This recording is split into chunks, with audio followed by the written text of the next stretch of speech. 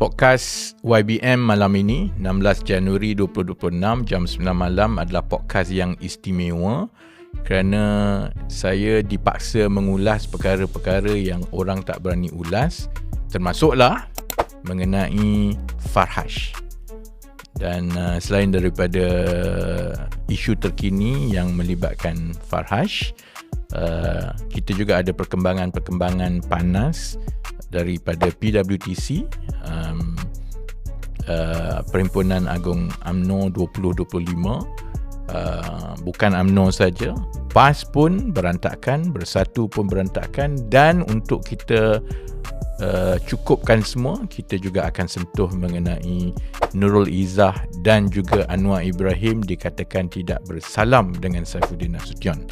Jumpa malam ini jam 9 malam 16 Januari 2026, Podcast YBM.